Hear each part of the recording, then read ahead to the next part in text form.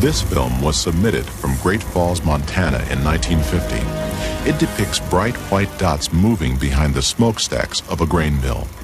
The photographer described the objects as shiny, bright, and metallic like polished silver.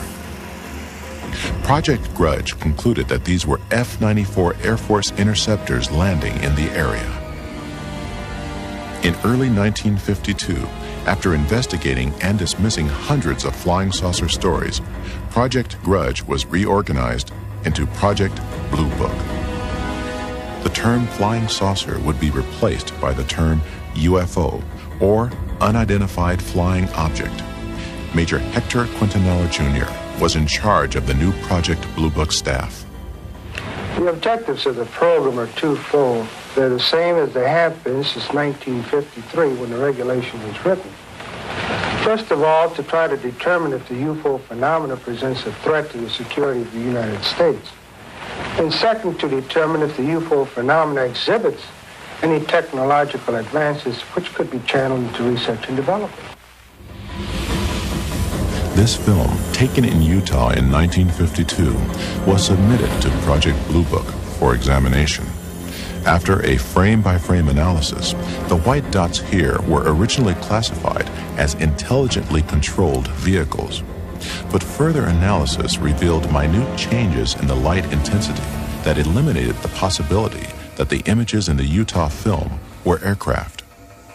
1 year later, the project concluded that they were in fact seagulls known to inhabit the Great Salt Lake area. Although dozens of other cases remained unexplained, Project Blue Book, the Air Force's final project concerning the UFO phenomenon, concluded that UFOs posed no threat to national security and held no promise for technology. Blue Book was terminated in 1969, allowing the Air Force to ignore further UFO reports and downplay any military interest in the phenomenon. But as the Air Force made its official conclusions about UFOs, a popular movement had begun that was based on a different conclusion.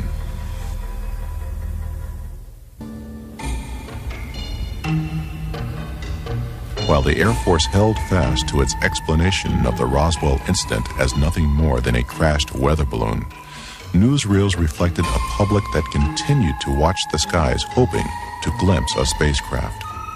Suddenly, people from coast to coast began seeing something up there. What followed was a popular movement that embraced flying saucers and the spacemen who were thought to pilot them. Ready or not, the flying saucers were coming. Within a matter of several days, I will myself make what might be called a flying saucer, although I don't choose to call it that because it may not respond to our controls. To the vast majority of the people in the late 40s and 1950s, flying saucers were a terrific novelty. And there was a great deal of popular fascination. There were cheesy science fiction films based on the idea that Martians were invading the Earth in flying saucers. Popular magazines printed on pulp paper would hit the newsstands in time to cash in on the trend and expand it to legendary proportions. The man behind those flying saucer legends was publisher Raymond Palmer. Palmer was a man who in his youth had been severely injured, and so he was crippled up, and he was what you would call a hunchback, I guess. He had the instincts of a carnival barker. He liked to put something over on you. And the thing about Palmer was that his fans liked having Palmer put something over on them.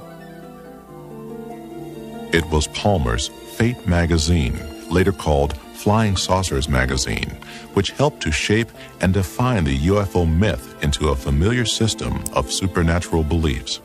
Attacks, invasions, and alien occupants played across these colorful pages. It was here, of course, that UFOs had become identified. Now, everyone knew they were flying saucers from other worlds. What followed was a craze in the 1950s known as the contactee movement. Contactees were people who believed that they had made contact with space people. I was aboard a flying saucer in the Nevada desert on 11 different occasions. I was taken into this monstrous saucer by one of the men and confronted with a lady captain. Beautiful complexion, beautiful appearing woman, and they're peaceful people. They mean no harm to us. They come down here to investigate what's going on Earth, and they certainly convinced me that they're peaceful, and they come from another planet they call Clarion. They told me there was life on Mars and that there were life on other planets as well, and all planets except Earth had interplanetary means of travel.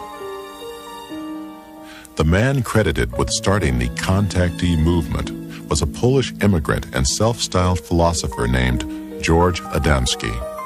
In his book, Flying Saucers Have Landed, he detailed a claim that he had met a landed flying saucer in the desert of Southern California in 1952. I was picked up on a desert, in California desert, and I was taken to the mothership, and they were flown around, not too close to the moon, but with instruments, similar, you might say, except it wasn't a camera, it was a regular sort of a telescopic instruments that we were able to see what was on the moon on the other side of it, see? Adamski's book chronicled his meeting with a man from Venus named Orthon. It contained photographs of the scout ship he claimed came to pick him up. It included diagrams of the interior of the craft and detailed important features such as the chart room, but went on to include the kitchen and dormitory. His diagram of a Venusian mothership was accurate right down to the lounge. When he departed, Orthon would leave behind these enigmatic footprints, which Adamski explained contained an important message urging man to cease nuclear testing on Earth. His followers made similar reports. I was taken on board a 200-foot diameter spacecraft in the Mojave Desert, and while I was on the craft, they presented me with this little crystal stone. They told me it was called Martian jasper. This craft, by the way, was from the planet Mars. The contactee myth offered an escape from what some saw as an inevitable nuclear war. These aliens had come down from utopian planets, and like angels, they wanted to prevent war and stop nuclear testing. Best of all, they looked like us. I have a picture here of the gentleman who escorted me through the craft, and I would like to show it and describe it.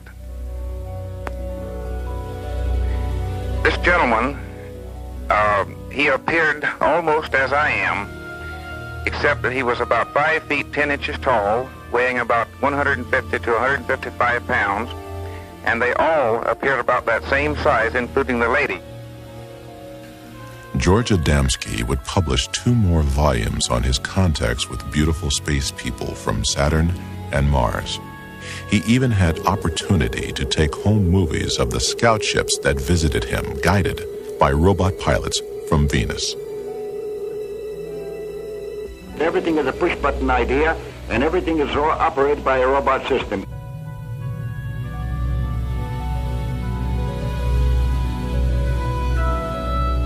Even the space people, as we call them, their minds are not so developed as to be able to cope with the speeds and the conditions of space as they venture through space.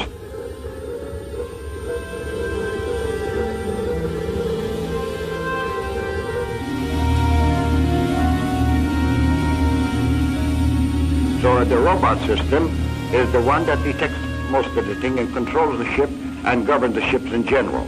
See, they're only there, you might say, to look after the robot, see that the robot does operate. The impact of Adamski's tales led to an explosion of flying saucer clubs and conventions. As the flying saucer phenomena continued into the 50s, civilians began to become very interested, of course, people did, and clubs formed up with a classic meaning of the term club, hobbyists, as it were, that were just interested in the wilder, esoteric aspects of the phenomena, particularly the stories of people who said they were in contact with aliens. Many of the contactees would meet up at the largest and most widely publicized flying saucer festival ever. It took place in California in March of 1954 and was called the Giant Rock Convention.